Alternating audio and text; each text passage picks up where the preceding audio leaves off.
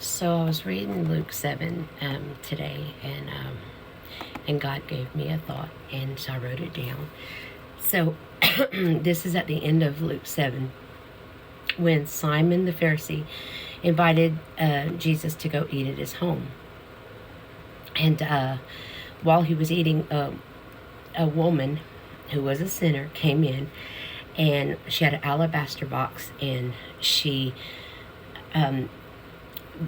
bowed at his feet, and she washed his feet with her tears, and she dried his feet with her hair, and then she anointed him with this expensive oil from this alabaster box. And Simon said to himself, so this was in his thoughts, and it's just so, if this man were a prophet, he would know what sort of woman was touching him, because she is a sinner. And Jesus said, Simon, I want to ask you a question.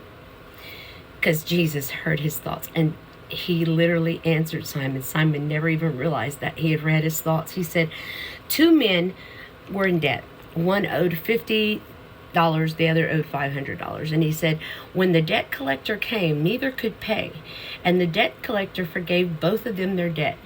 Who was the most thankful? And Simon said, well, I guess the one with the most debt. And he said, you're right. He said, this woman has many debts. And he said, when I came in your house, you didn't offer to wash my feet, but she came and washed my feet with tears and dried with her hair. He said, you didn't even offer me a kiss, but she has not stopped kissing my feet since she got here. And he said, what was so crazy about this, because God always has an irony, is Simon said to himself, if this man were a prophet, he would know who was at his feet. And Jesus said to Simon, if you were a man of God, you would know who was at your table.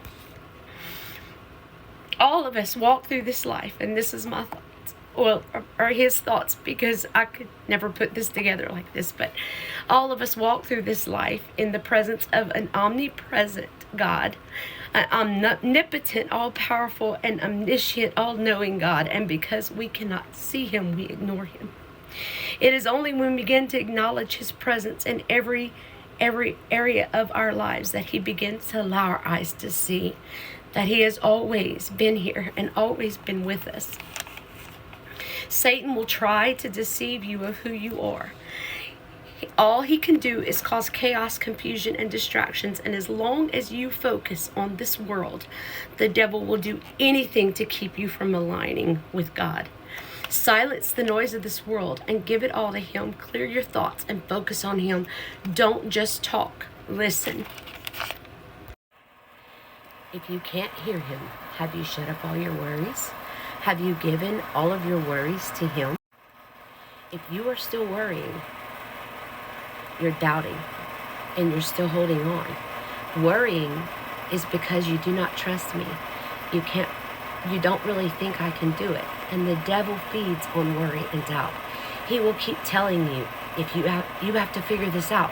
What are you going to do if your plans fail? What if you can't get that job? What if?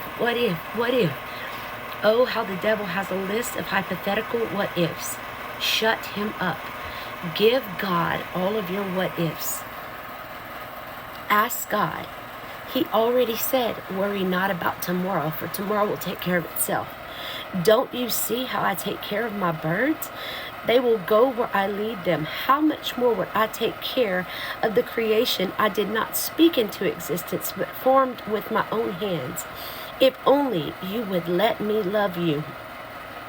You keep looking to the flesh, hoping to find someone who will love and care for you, and I am right here. I knew you before you were knitted in your mother's womb. Why did I create Adam and Eve in the garden? I wanted a creation who wanted to love me and know me by choice. Everyone knows about me, but I wanted you to know me. What is time for? Why do I keep repeating today? I am giving you the present, the gift. To know me, to feel my presence, to hear my call, and come and talk with me. Many talk to me, many talk at me, and many talk about me, but few talk with me. I can't talk to you when you're focusing on a million other things. I am a jealous God. I am an all or nothing God, and I require your full attention. How can you truly praise and worship someone you do not know? How can you fall in love with someone you've never met? This world has blinded us. Satan uses his dominion to create distraction, chaos, and confusion. He said Satan wants to sift you as wheat. How does Satan get in? Through doubt, through worry. Faith and doubt cannot share the same space.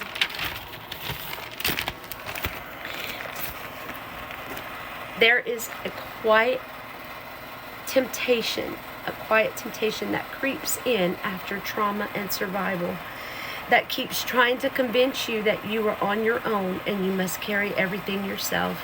That if you let it go for one moment, it's going to all fall apart, because time after time, the flesh has let you down and your wicked heart has deceived you. So you guard your heart and you become self-reliant. This is a subtle lie that takes root, and that dependence is weakness. But in my kingdom, dependence on me is wisdom. You were not created to carry the weight of this world. Self-reliance has a limit. You were designed for communion, not control. Strength was never meant to be your identity. Surrender was. God is not asking you to have it all figured out. He is asking you to stay open and stay connected, to commune with him. Come back again and again to the well that never runs dry. What he has for you is not just answers. I love the Holy Spirit, hope, and provision. It's him. And when you move ahead of him or apart from him, you are out of alignment.